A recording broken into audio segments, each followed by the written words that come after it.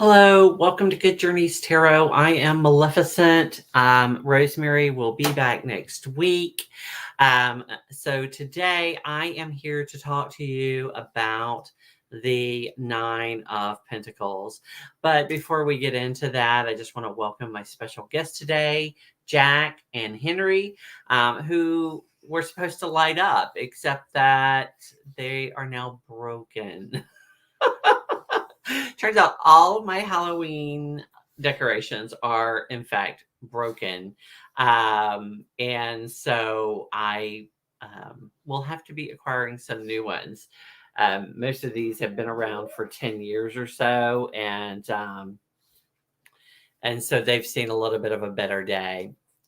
As I often do, I'd like to share some of what's been coming into my life recently. And there actually isn't that much this week that I'm going to be sharing. The one thing that I'm most excited about is these dual brush flush tone markers, which I have wanted for a while. They were on my Amazon wish list, and Amy from Strength Reverse was kind enough to send them to me during my birthday. If anyone else wants to support and encourage my work with the tarot and my art, my wish list as well as my website and other social media are on the Linktree link below, as well as a group that I've started in hopes of having a more lengthy and fun conversation about the tarot with people, called Good Journeys into Tarot. So please do check that out. And the other thing this week that's come into my life, actually, I had purchased fabric for curtains in my living room, my kitchen. That's what it's called, where you cook. And to make sure I liked it before my mother ordered the bulk of the fabric to make the curtains. And so I had a yard to play with, and I decided I would make a reading cloth because I found that the handkerchief that I wrapped this deck in worked really nicely as both a reading cloth and as like a tarot bag, the way that I wrapped it. And so I thought I would do another one and something that relates to my practice. And so I did this beautiful sunflower print, and it goes with other things that are in my kitchen. I will tell you that I am impatient. So my sewing job, which fortunately you can't see in the video, is really bad. The lines not really straight, and in some places it thread bunched up and whatnot. But it's just because I haven't sewn in forever and I'm impatient. So I just need to slow down, take my time, and do it right. I will say that I did measure carefully, so it is square, and I did manage to trying to see what my puppy was up to. He just came into the room. Yeah, so overall I'm okay with it. I'll probably use it, but I have plenty of fabric to do another one. So yeah, very excited to have that in my life. Speaking of the Numinous Tarot, which I just showed on Wednesday, there will be a walkthrough of that deck. Also in the links below is a list of all of my decks. If there's a particular deck that you'd like to see me do a walkthrough or a conversation about, let me know. I realize there are a lot of my decks I never did flip throughs of because others have done them. But if it's something that you want to see, I would love to do that for you. So let's get to chatting about our friend, the Nine of Pentacles. Now, I will be honest, I did not spend as much time studying her this week as I have my other cards, mainly because before I even started, all of this was already in my notebook. I previously had been studying her in depthly because she is one of my favorite cards from my early tarot practice. And I suppose something I aspired to, rather than who I was. And I kind of feel like this is where I am right now. So I'm kind of in a good place and I'm kind of content. And so it didn't take as much effort for me to work with this card and understand it. Let's look at some of my favorites from my collection. And I'm going to start with They're kind of mixed up. They're not exactly what I was hoping to do. There we go. We'll start with the Golden Girls Tarot. Obviously, Blanche on the Lanai is a great example of this card of contentment, gain, being at that point where you have what you need, right? We're going to talk a little bit more about that in a minute. Most often you will see a woman with a bird in the card. And this is from the Ellis deck. Here is the beautiful Ride or Wait card. Sometimes you just get the bird. And sometimes you just get the woman. But still beautiful depictions of a garden. And then sometimes you just get this idea of luxury. This is the golden thread, which is just a golden gate going into a garden. Kind of an interesting take. Now, some cards are thought inspired. And so you will get something like this. So you get that sense of luxury, but then you've also got the disc there like you would see in the thought. And then finally, here is a card which is a little bit dark for Halloween. This is the Pixel Occult Lost Hollow Tarot. You see the women, you see the grapes, the crow or raven there. A great depiction of very traditional Waite Smith image. But as I shared on Instagram, my favorite is the Slow Tarot.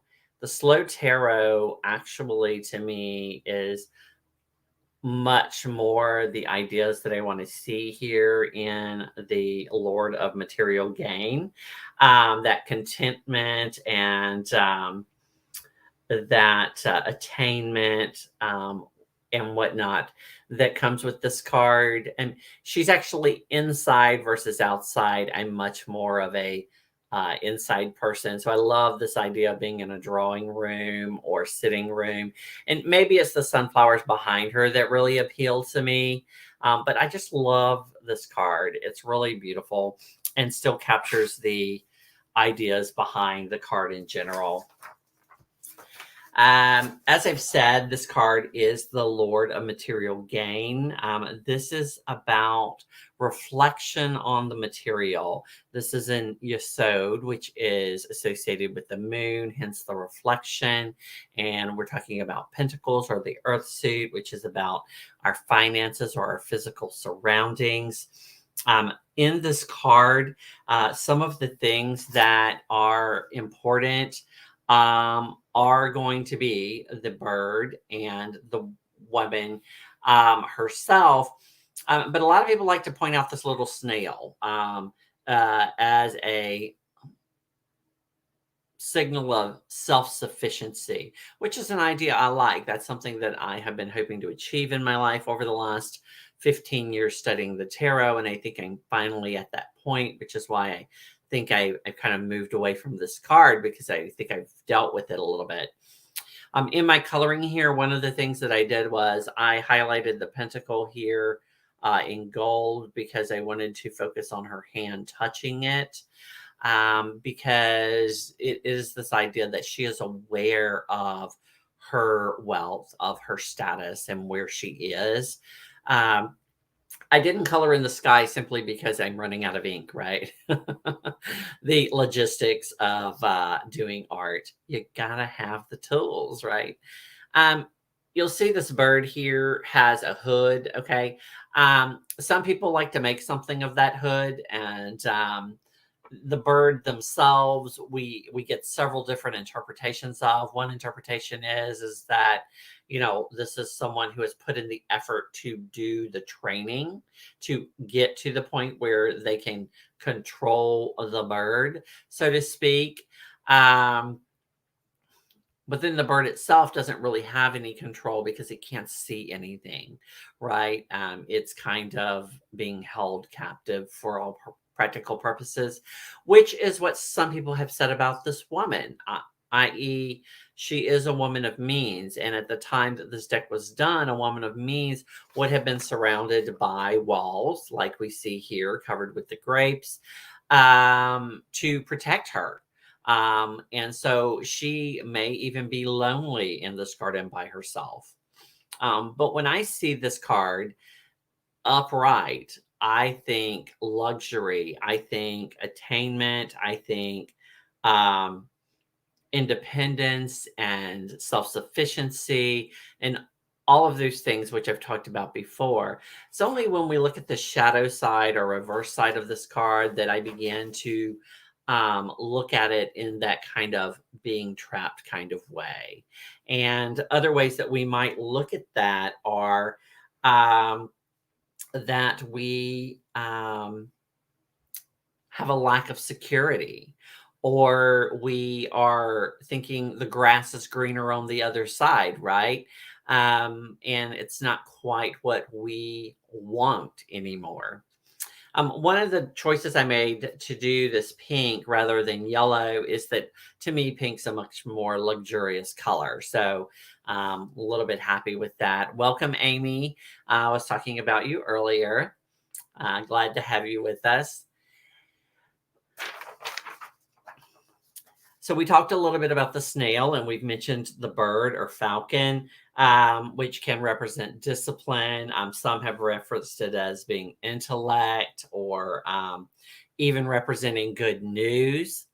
And then the grapes, which are a symbol of luxury, of pleasure, fruition, because this is the 9, right? So this is almost completion. This is where things are coming together, right? But you'll notice she's by herself. So this is like coming together for an individual. This isn't necessarily about the community around us, or a group of people. This is about a person and where they have gotten in their life. Obviously, the garden representing abundance, that ability to relax a little bit, even because of what has been attained. There is an estate in the background, a house, a castle, as it were, which we see right there.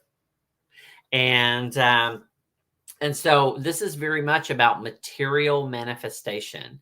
This could even be inheritance, though for me, I see the 10 more as inheritance, and ancestry, that lineage kind of wealth. And we'll talk about that. We talked about that actually when we talked about the 10 of Pentacles a few weeks ago. This is the point that you get because you have made good decisions, right? And it could be an inheritance, but it's how you managed that inheritance that allows you to continue to maintain that life. So when you see this card, you want to consider, how did you get here? How can you stay here if you're not dissatisfied at the moment? Okay, how do you maintain that? And that's something I've been working with one of my clients on, as well as myself, and that idea that things don't always have to be getting better or changing. Okay, we're taught that they always change and that we should always be striving for more. But the truth is that there is a happiness to be found in accepting the things that are good right now and in this moment, and maintaining those things that are good for you and that work for you, right? Yeah, so definitely confidence and self worth can be seen in this card, particularly if you look at it as without the social context of the time period it was created in, and which is how most of us see it. We see it now as we are, and not necessarily as how things were when this woman may have lived, right? Um, Crowley referred to this card as the card of good luck, which I guess relates a bit to the idea of it being related to inheritance, and coming into things not necessarily by your own effort. But the majority of tarot readers and tarot creators would look at this more as achievement versus being lucky. Obviously, there are flowers in here on the dress normally. In this particular depiction, which is from Teresa Reed's coloring book, it did not have the flowers except for like two little ones over here. But those flowers are meant to represent beauty, blossoming, and growth. So this is a card about expansion, like where we have expanded. And absolutely, Amy. Um, and that is something that I am really struggling to communicate with people in my life right now. Um, it's something that I'm only beginning to understand now. Um, it's taken me a very long time. I wish I'd learned this in my 20s instead of in my 50s, right? Um, but yeah, so this card is associated with Venus and with Virgo. Yes, Venus and Virgo. So there's an order to this beauty, right? There is a kind of bringing together of things for a successful outcome in this card. Some of the other keywords that come up from time to time with this card are, earned rewards. Um, uh, Life is good, experiencing the good life. That's actually what I titled this video. And what does make life good for people. Refinement can come up.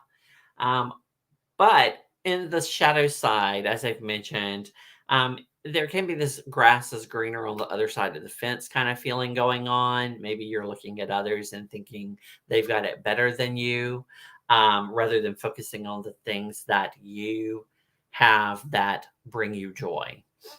Living for now, happiness here, as Amy said earlier.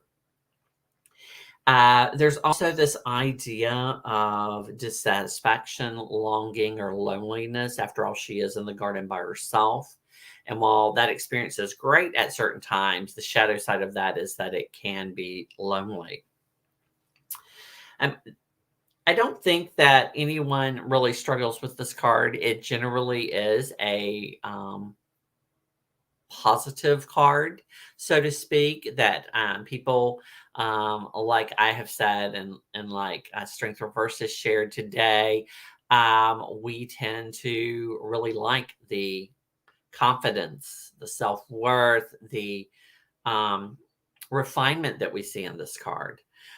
So now let's take a little bit of a look at what I did with this card. I think this is far from finished. As a mock-up, again, I'm going to eventually paint or draw these out or have someone do it for me.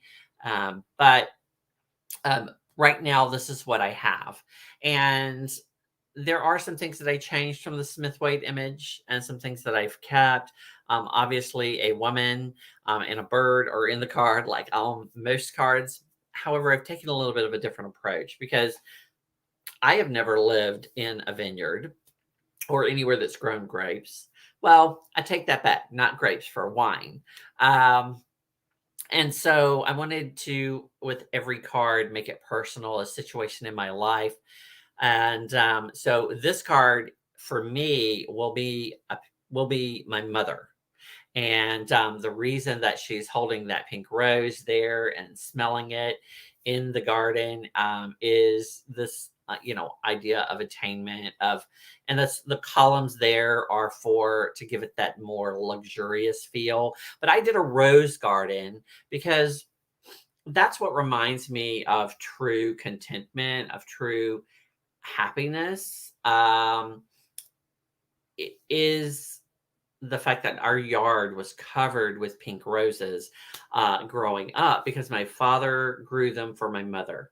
And so she has roses for 9 months of the year. And it all started with the Queen Elizabeth pink roses that he was growing. And my favorite image of just complete um, confidence, happiness, validation, as it were, is of my mother smelling those roses when they came in, right? I mean, it made her lot, her day, her life, even when I saw it, in her face. I mean, it just looked like this was she had gotten everything she wanted out of this. And so I chose to do a pink rose garden, and obviously kept the bird, who is really close in proximity to her. And there has to be a lot of trust for that to happen. There is a bit of discipline. If you can stay still enough for birds to come that close to you. And so I wanted to keep those aspects, but change it to something that was meaningful to me, and that I liked.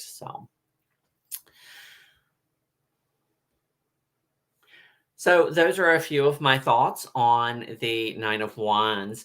Next week, we will be moving on to our next card. And our next card is one of my current favorite cards, probably because it's something I don't get to do a lot. And it is our Three of Cups, that card of community, of connection with other people. So I'm looking forward to looking at that next week. I have lots of ideas in my head already about this card.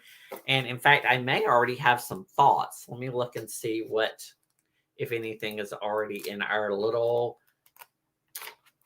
book. Oh, that's right. For some reason, I don't know why, but I put the cups as, no, I have not actually started, but you will see I actually did sketch some ideas at one point for the card, trying to make it diverse in age and race and whatnot. I was playing with this kind of image of like a three-part cup that came to be one cup. Hi, Regina. Welcome. I'm glad you stopped in. I was just wrapping up and introducing our card for next week, which is going to be the Three of Cups. As I mentioned at the beginning of the video, don't forget to check out the Facebook group if you want to chat with me about this or other projects that I have going on social media. The link is in my link tree along with everything else. Again, I want to thank Amy from Strength Reverse for these wonderful markers, which now has me on another passion project. So I'm going to see if I can't find some cards from the Centennial deck that I can play with before messing up my copy, doing what I want to do with it. And don't forget, on Wednesday, I'll be doing the walkthrough of the Numinous Tarot. Again, in the links below on YouTube, you will see a list of all of my decks. If there's a particular deck you want to see me walk through or talk about, let me know. I realize I haven't actually done a lot of walkthroughs because I've been focusing on VRs and this project in particular. So I want to thank everyone who's tuned in live and those who are watching in playback. Don't forget to like the video and subscribe. Until next time, happy Halloween and good journeys.